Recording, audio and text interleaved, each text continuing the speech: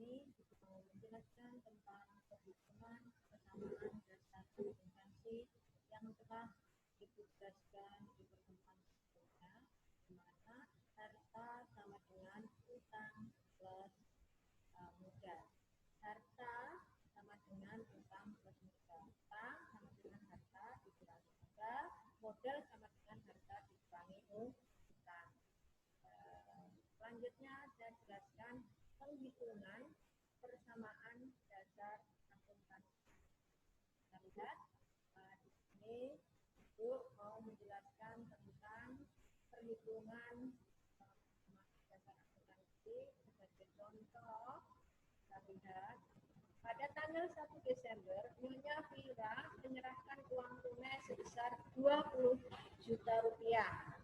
Kita lihat persamaan dasar akuntansinya, kita buat dulu. Aktiva atau harta sama dengan utang plus modal. Untuk aktiva atau hartanya kita masukkan dulu, kita tulis kas.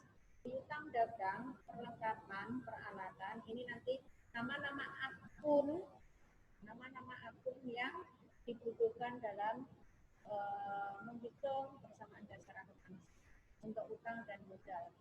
Satu, setor uang sebesar 20 juta rupiah, kas bertambah, modal bertambah. Oke, soal yang kedua, pada tanggal 1 Desember, Nyonya Vira membeli peralatan salon seperti kursi, alat pengering rambut, alat keriting rambut sebesar 10 juta rupiah secara tunai. Kalau secara tunai itu berarti cash. Nah, kita lihat karena peralatan ini masuk peralatan. Nomor 2, kas berkurang karena kita membeli secara tunai, kas berkurang 10 juta rupiah, peralatan berkurang 10 juta rupiah. Sehingga kasnya tinggal 10 juta, kita garis bawahi. Kita punya peralatan 10 juta, modal 20 juta. Aktiva sama dengan utang plus modal. Aktivanya 10 tambah 10, 20, modalnya 20. Oke. Yang ketiga, pada tanggal 5 Desember, Nyonya Vira membeli perlengkapan salon berupa bahan, make up, pewarna, sampo, dan sebagainya sebesar 4 juta rupiah kredit. Karena kredit, maka kita masukkan utang. Utang bertambah 4 juta, perlengkapan, kita punya perlengkapan jadi 4 juta. Kita garis bawahi, kita samakan setiap transaksi, kita samakannya.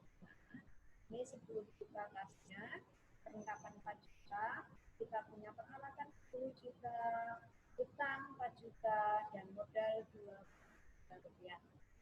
Soal yang keempat, dalam waktu 2 minggu, salon Paras telah mendapat langganan cukup banyak.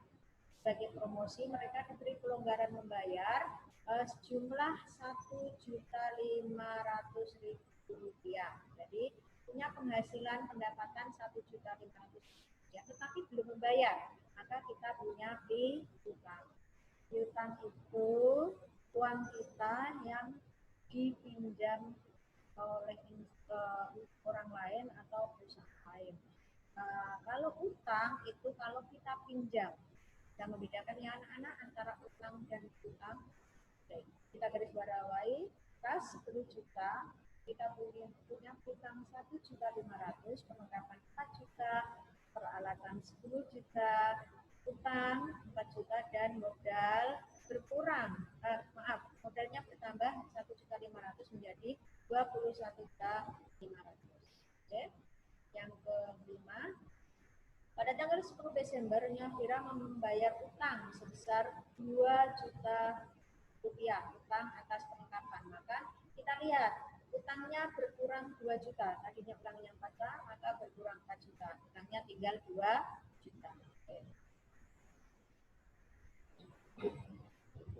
Yang kelima, pada tanggal 20 Desember, Nyonya Vira membayar utang atas pembelian perlengkapan salon sebesar 2 juta. Membayar utang tadi sudah ya. Soal yang keenam, pada tanggal 31 Desember, Nyonya Vira menyewa sebuah rumah untuk tempat usahanya. Pada hari itu sewa rumah dibayar 300.000 rupiah pada bulan Desember. Karena dibayar pada tanggal bulan Desember, maka ini masuknya biaya sewa. Biaya sewa kita lihat sebesar Rp300. Maka kas berkurang 300, kita punya modalnya juga berkurang 300. Nanti di samping ini ada ditulis keterangan ya anak-anak, yang menambah atau mengurangi modal itu dikasih keterangan. Oke. Soal yang ke-7. Perusahaan membayar gaji para pegawai salon bulan Desember sebesar Rp450.000. Kita lihat, bayar pegawai, maka kas berkurang 450, modal juga berkurang 450, pas tinggal 7.250, modal tinggal 20.750. Kita samakan, kita garis bawahi, kita turunkan atasnya ya, semua kita turunkan semua biar sama antara debit dan kredit. Oke. Yang ke-8, pada akhir Desember pembayaran diterima sebesar Rp700.000 dari pelanggan yang telah menerima jasa salon kecantikan. Maka piutangnya berkurang 700, tetapi kasnya bertambah Rp700.000. Ini ya. Terus pada soal yang 9, selama 2 minggu terakhir, Salon Paras telah memberikan jasa kepada sejumlah pelanggan yang bernilai Rp3.800.000. Pada hari ini dikirimkan tagihan kepada pelanggan. Karena baru dikirimkan tagihan, maka masih bentuknya piutang 3.800.000 utang tambah, tetapi kita punya penghasilan 3.800.000, modal bertambah. Utang menjadi 4.600.000, modal menjadi 24.500.000. Soal selanjutnya, pada akhir bulan Desember biaya listrik, air dan air masing-masing 250 dan 150. Jumlah 450 ya. 400 maaf, 250 sama 100. Maka kas berkurang 400, modal berkurang 400. Biaya listrik dan air karena mengurangi, maka kasnya berkurang jadi 7.550. Oke. Yang ke-10, pada akhir bulan yang ke-11, persediaan perlengkapan salon yang masih tersisa ternyata masih sebesar Rp3 juta. Di sini kita punya perlengkapan 4 juta, ternyata tersisa 3 juta. Berapa yang terpakai? Yang terpakai di sini Rp1 juta. Maka di sini modal juga berkurang Rp1 juta.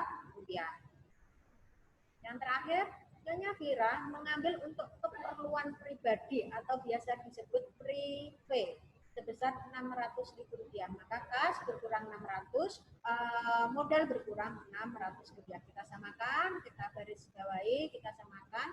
Di sini kas tinggal 6.950, piutang 4.600, perlengkapan 3 juta, peralatan 10 juta, terus utang 2 juta dan modal 22.500. Aktiva sama dengan pasifa. Di sini maka kita jumlahkan aktivanya. 6 kas 6.900, piutang 4.600, terus perlengkapan 3 juta dan peralatan 10 juta. Total 24.550. Untuk yang utang dan modal itu utangnya 2 juta, modal 22.500, jadi sebesar 24.550. Nah, adik-adik di sini jumlah aktiva sama dengan jumlah utang dan modal sama ya. Nah, kalau tidak sama, kita jumlah paling bawah. Kalau tidak sama berarti ada kesalahan penjumlahan atau kesalahan memasukkan nominal di persamaan dasar tadi. Namanya saja persamaan dasar, maka jumlah debit harus sama dengan jumlah kredit. Demikian anak-anak. Terima kasih. Itu penjelasan Bu Eva. Nanti kalau belum jelas bisa ditanyakan langsung. Baik yang kalau di rumah bisa lewat Google Classroom